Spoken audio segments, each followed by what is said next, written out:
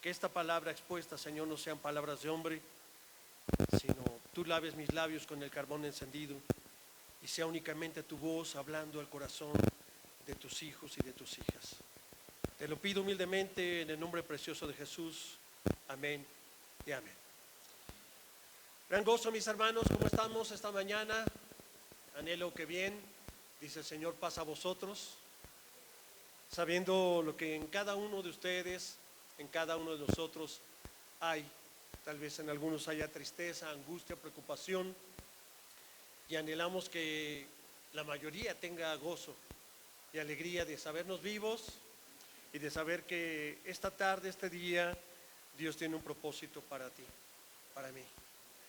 Así que vamos a abrir el Salmo número 32, que es la primera lectura que hicimos.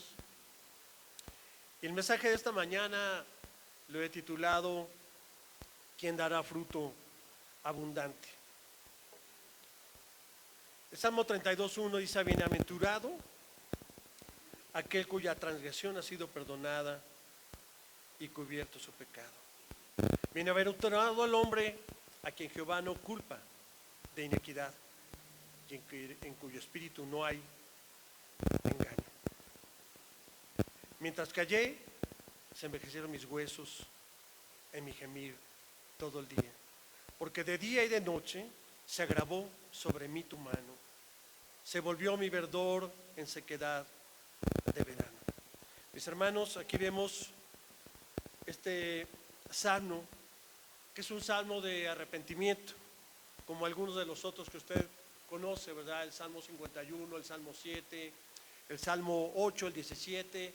Hay varios salmos donde David especialmente pide a Dios perdón, pero él tiene un corazón quebrantado, un corazón humillado. Y aquí dice que se envejecieron sus huesos. ¿Sabe usted que hay personas que se van envejeciendo, se van enfermando, porque no declararon su culpabilidad?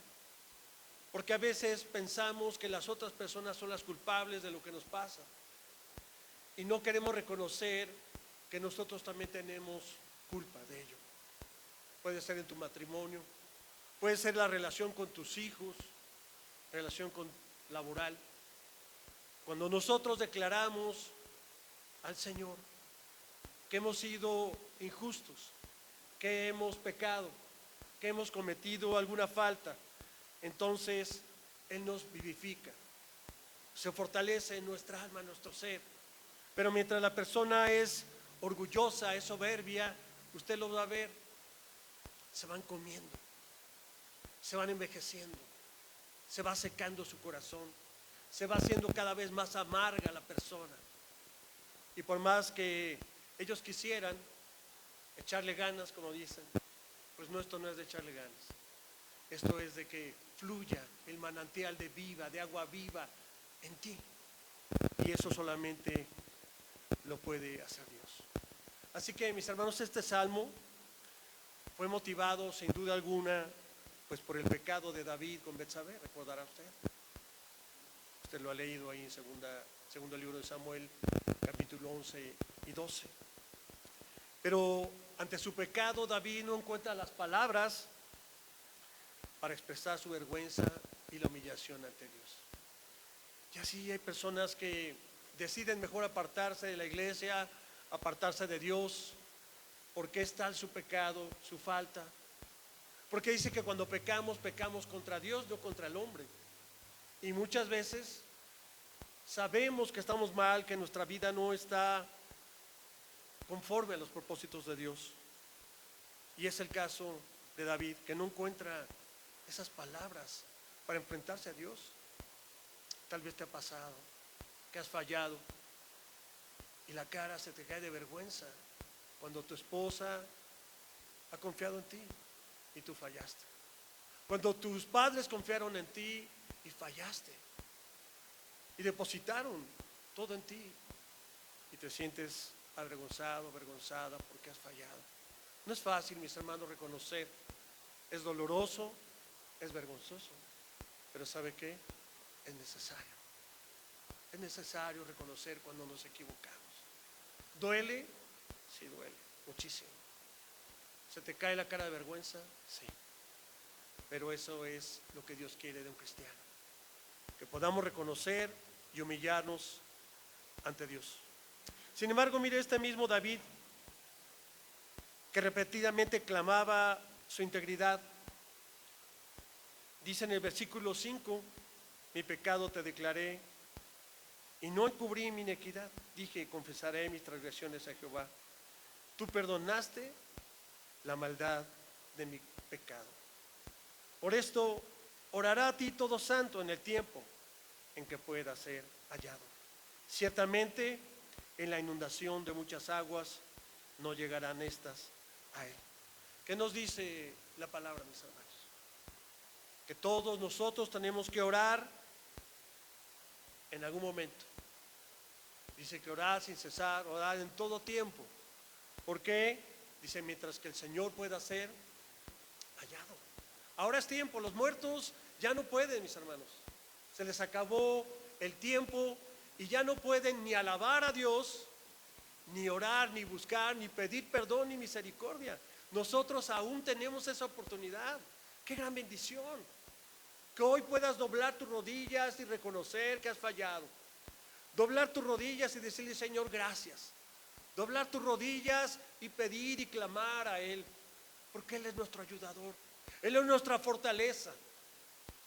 Él es nuestro escudo, nuestro alto refugio en nuestras necesidades.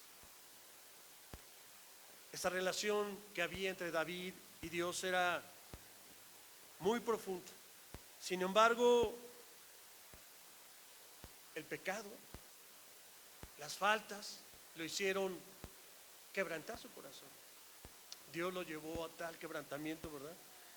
Que recordar en el Salmo 51 que dice, Señor, lávame con hisopo, quedaré más blanco que la nieve. No apartes de mí tu Santo Espíritu. Y eso es lo que pasa cuando nosotros pecamos. Primero el Espíritu se entristece, y si nosotros seguimos pecando, el Espíritu se aparta. Imagínense un hombre sin Dios. Un hombre sin Dios está destinado al fracaso, mis hermanos. Tarde que temprano fracasará. El hombre soberbio y piensa que por sus fuerzas, con sus conocimientos, con sus habilidades, con sus maestrías, o sus estudios, o sus relaciones, o su dinero, podrá salir adelante. Sin embargo, lo hemos visto muchas veces, que Dios se harta del soberbio. Dice que Dios aborrece a los que se envanecen y tarde o temprano los pone en su lugar. Al contrario, le agrada el corazón humilde, el sencillo, el humillado, el que reconoce que ha fallado. Sin embargo, nosotros, mis hermanos, vemos aquí a través de este salmo, dice, tú eres mi refugio, me guardarás de las angustias, con cánticos de liberación me rodearás. Y luego en el versículo 8, tremendo lo que le dice el Señor, te haré entender y te enseñaré el camino en que debes andar, sobre ti fijaré mis ojos. Así que pues nadie puede escaparse de la mirada de Dios. Todos los días, aún dormidos, el Señor tiene sus ojos puestos en ti. Conoce los pensamientos más profundos, las intenciones profundas de nuestro corazón. Él las conoce y sabe cuando verdaderamente no estamos en sus caminos, cuando verdaderamente nuestro corazón está en otra cosa. Pero el Señor dice que como un padre primero nos exhorta, nos corrige, y si no entendemos, dice que nos reprende. Por eso es que muchos dicen, no, es que Dios es tan bueno que no castiga. ¿Dónde dice eso? ¿Quién les dijo eso? Dice que el padre que no corrige a su hijo, ¿verdad? El que ama, lo corrige. El que no le interesa, pues deja que haga lo que sea. Sin embargo, el Señor nos dice aquí, dice, te haré entender. Y a veces nosotros, mis hermanos, pues honestamente somos medio necios. Por eso nos comparan el 9, ¿verdad? Dice, no seas como el caballo o como el mulo, ¿verdad? Que hay que darles, hay que ponerles a muchos animales, ¿verdad? Unos especie de antifaz o algo así que se usa para que no volteen a ver a ningún lado, ¿verdad? Pajareras, dice la hermana. Bueno, pues esos aparatos que se les ponen, pues es precisamente para que no se desvíen a ver otro lugar, ¿verdad? Alguna yeguita que anda por ahí, ¿no? Wow, wow, ¿no? Y así nos pasa a nosotros. ¿Tendrá el Señor que ponernos pajareras para decir, no estés volteando a ver a otra mujer, estás casada, estás casado, no estés haciendo aquello? Y a veces, pues sí somos, mis hermanos, como el mulo, dice que han de ser sujetados con cabestro, y ahí está, cabestro, y con freno. Que cuando te quieres desbocar, ¿verdad? El Señor, ¿qué hace? Te jala las orejas, las riendas y lo que te tenga que jalar, para que tengas que estar tranquilo. Y luego dice, Señor, pero ¿por qué me pasa esto? ¿Por qué estoy viviendo esto? ¿Por qué, Señor? Pues es que Dios también llega un momento que dice, ya, o sea, no estás haciendo lo que yo te estoy mandando a hacer. Estás haciendo lo que tú quieres hacer. Y lo que tú quieres hacer no es lo que yo tengo para ti. Y a veces necesita jalarnos para redireccionarnos. Porque si nos dejan dar, seguramente nos hundiremos, nos perderemos. Y dice que han de ser sujetados con cabestro y con freno, porque si no, no se acercan a ti. Mis hermanos, ¿cuántos hemos llegado a los pies de Cristo por los problemas? ¿Cuántas personas vienen a la iglesia cuando tienen una enfermedad? Cuando hay situaciones difíciles, no están, ay, pastor, ¿puede orar por mi familia? No hay trabajo, ay, pastor, ¿puede orar para que haya trabajo? Luego ya, oye, ¿el hermano? No, pues ya tiene trabajo. ¿Y por qué no viene? Pues porque tiene mucho trabajo. Entonces, ¿cómo? O sea, una supuesta bendición se convierte en algo que te aparta. ¿Y qué va a hacer el Señor? Si tú no te corriges, Él te va a corregir. Y créeme, mi hermano, que la corrección de Dios es bien dolorosa. Siempre es bien dolorosa. ¿Por qué? Porque a nadie nos gusta que nos corrijan. A nadie nos gusta que nos digan que estamos mal. Y precisamente cuando tú estás haciendo algo y dices, no, es que yo creo que Dios no sé qué, y tienes tu propia teoría, es que yo pienso que Dios no es tan malo esto, porque, y empiezas a justificar, eso es lo que tú crees, lo que tú estás deduciendo, pero no es lo que dice la palabra, no es lo que dice la Escritura, es lo que el hombre está tratando de acomodar en sus tiempos, en su mente, y al final de cuentas Dios va a hacer algo para que tú regreses, para que tú lo busques.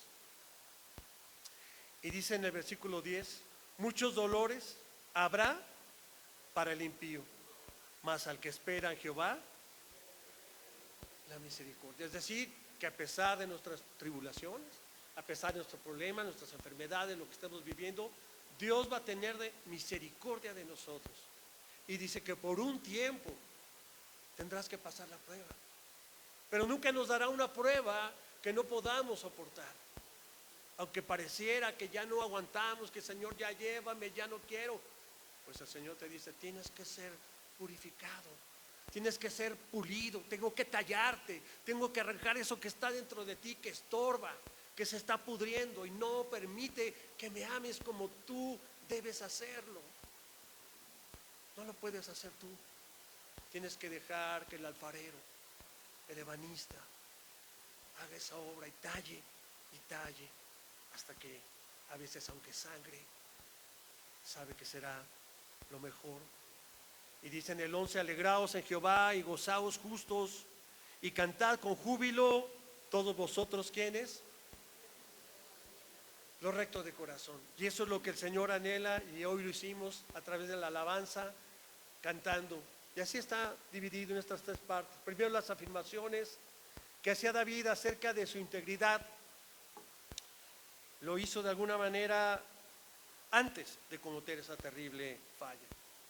Es decir, mira, Señor, mi corazón, si hay algo que no te agrade. Y después, ¿qué pasó con David? ¿Qué le pasó al rey David? Sabiendo que conocía la relación de Dios, el Espíritu de Dios estaba sobre él, era el ungido de Jehová. Y al no estar en las cosas de Dios, mis hermanos, a veces nos vamos enfriando. Y vamos poniendo nuestros ojos en otras cosas que no debemos de estar. Y ahí es donde viene parte de los problemas. En la mayor parte de David, pues David fue un hombre íntegro. No habla la escritura que después de todo lo que hizo, que no fue nada menor, ¿verdad? No habla que él hubiera recaído en una vida pecaminosa. Sin embargo, tuvo que pasar una situación muy difícil, ¿verdad? Recordemos, su hijo murió. Dios no le permitió construir el templo. Todo lo que pasó con sus esposas, fue avergonzado en frente de todo el pueblo. Es decir, el pecado, aunque nosotros recibamos el perdón, el pecado tiene sus consecuencias. Muchas veces decimos, perdón Dios, perdón, perdóname, ya, no lo vuelvo a hacer. Dios te dice, ¿será que de verdad estás arrepentido? Cuando no hay un castigo, cuando no hay nada, dices, ay, gracias Señor, y ya hasta se te olvida. ¿Y qué pasa? Pues las personas lo vuelven a hacer. ¿Por qué? Porque no hubo consecuencias momentáneas.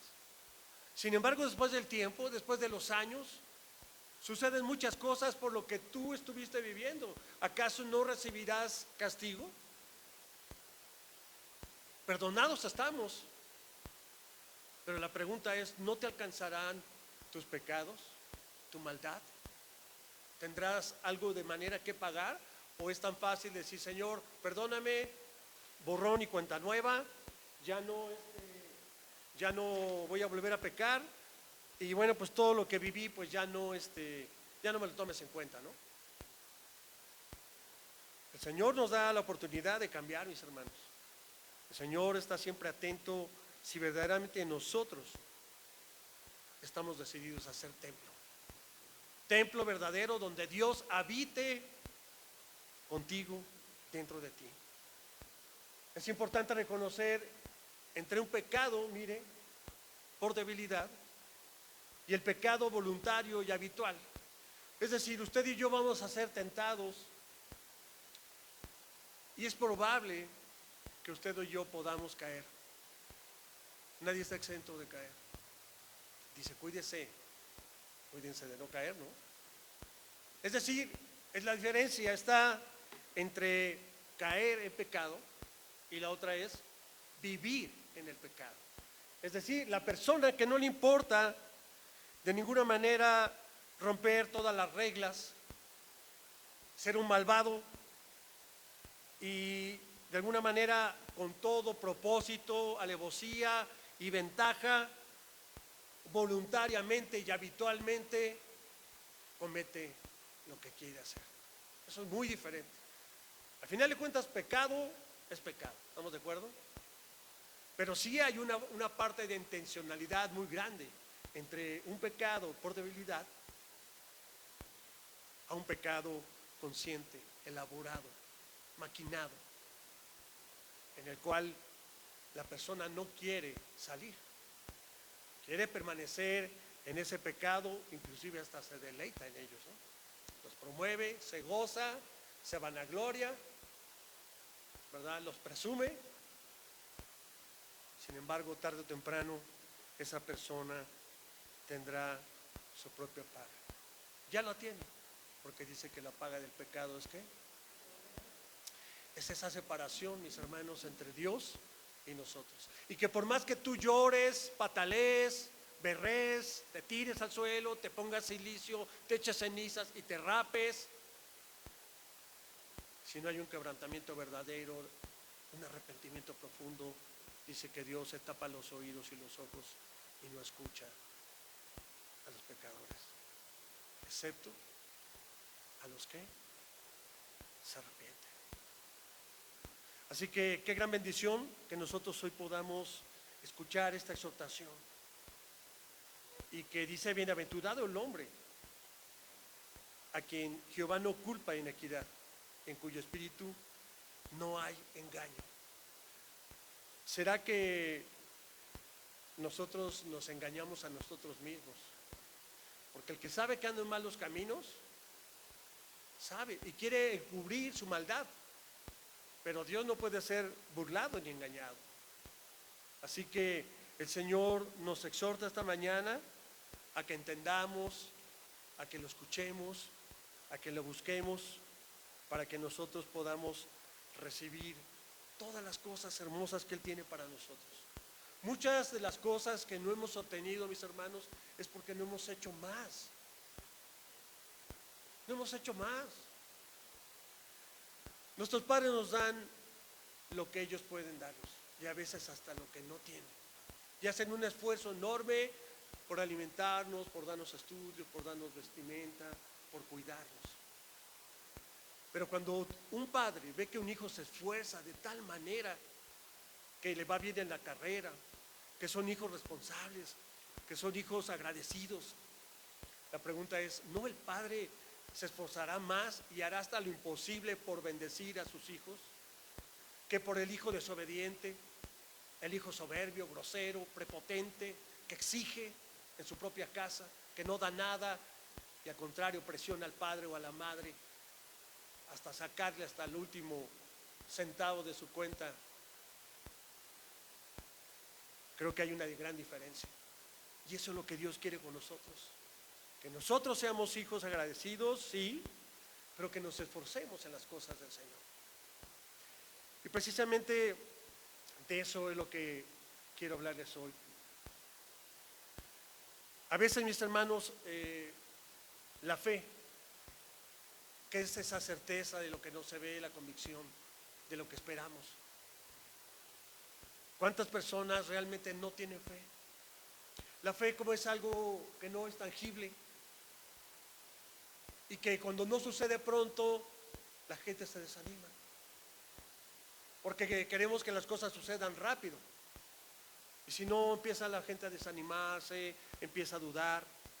Porque la fe es precisamente caminar con el Padre.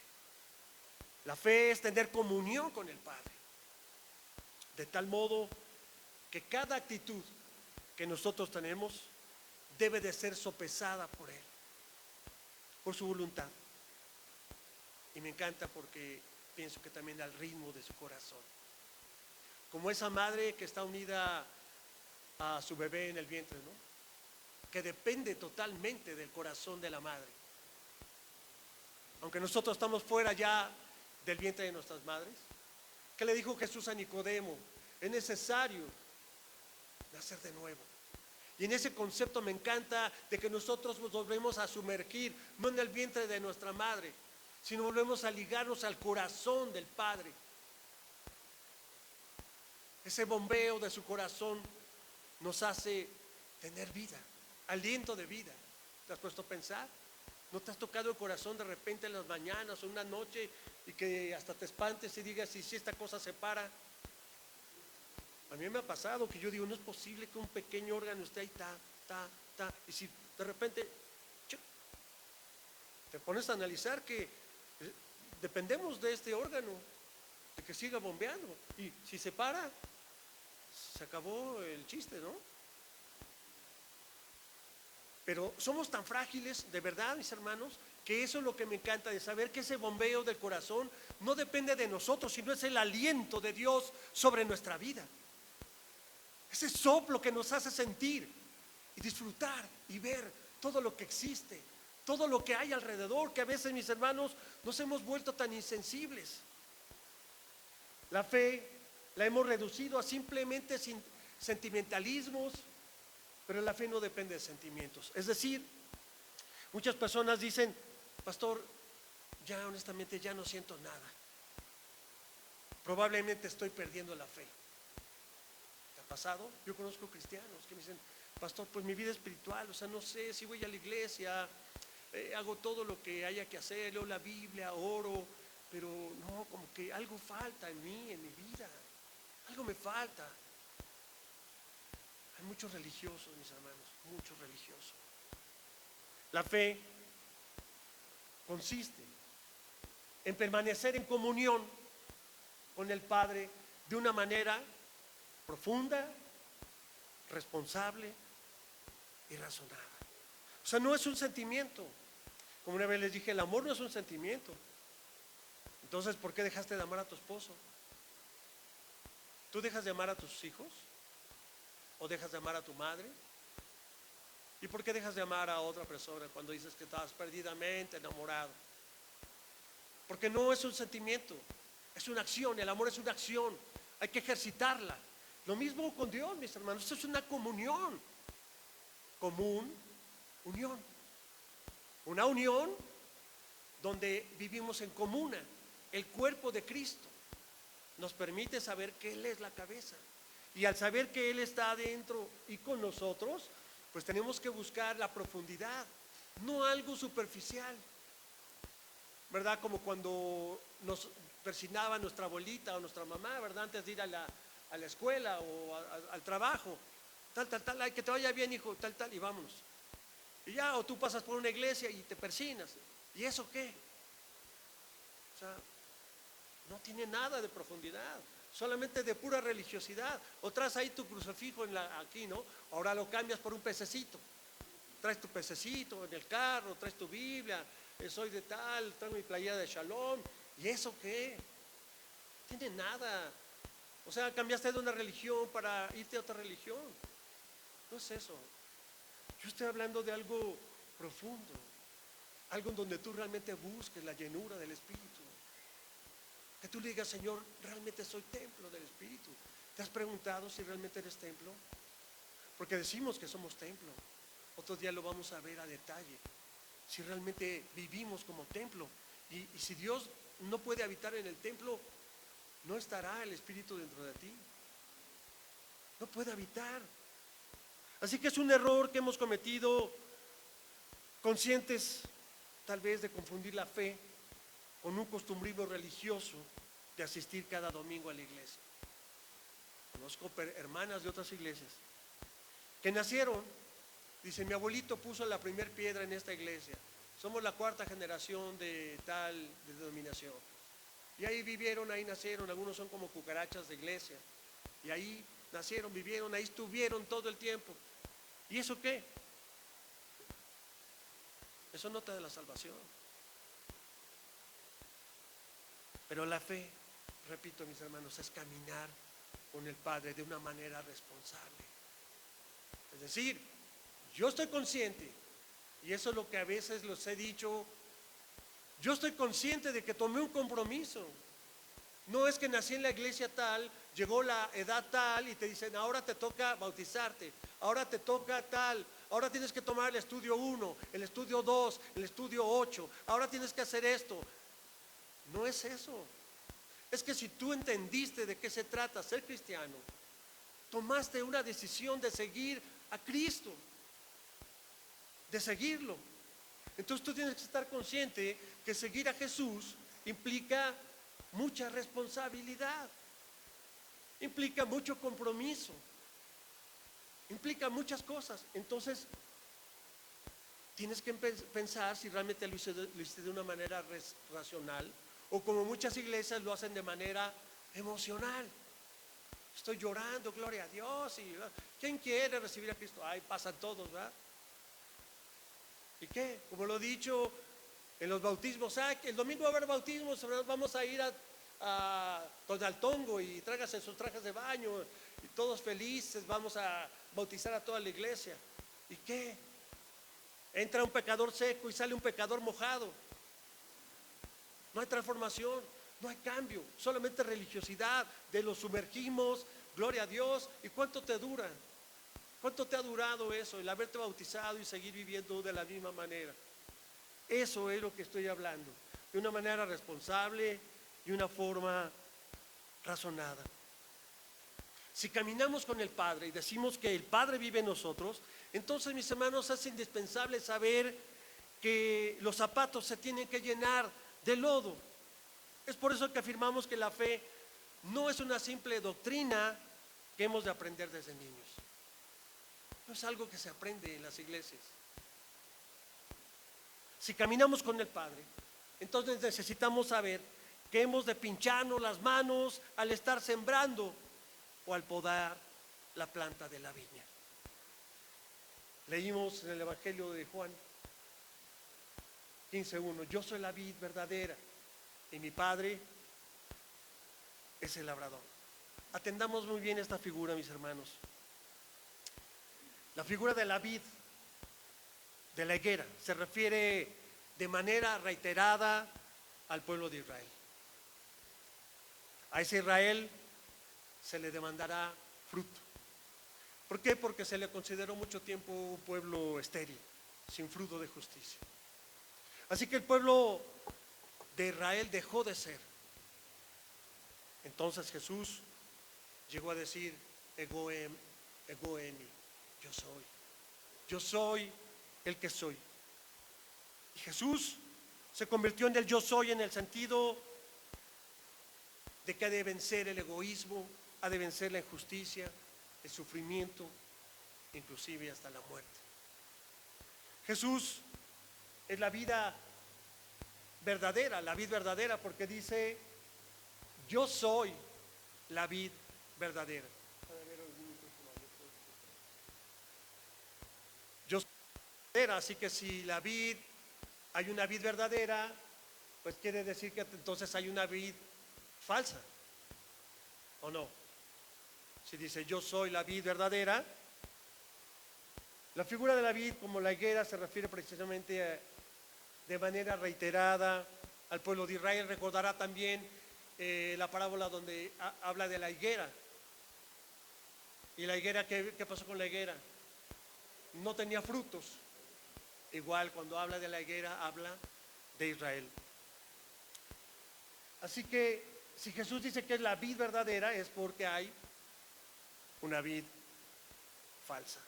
Es decir, la vid falsa son aquellos que se ostentan como líderes religiosos de Israel. Estos han traicionado el proyecto de Dios, el proyecto del Padre.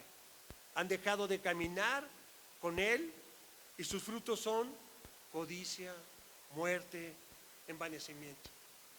Y vemos por qué Jesús los confrontaba y por qué les decía: hipócritas, sepulcros blanqueados, sabiendo hacer lo bueno, terminan haciendo lo malo.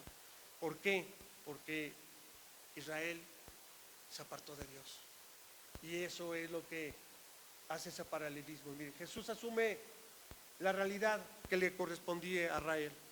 Primero, Jesús es el verdadero pan que da vida al pueblo. Dice: yo soy el pan de vida eterna. Jesús vino a traernos vida, dice, ¿no? Y vida en abundancia. Jesús es la verdad.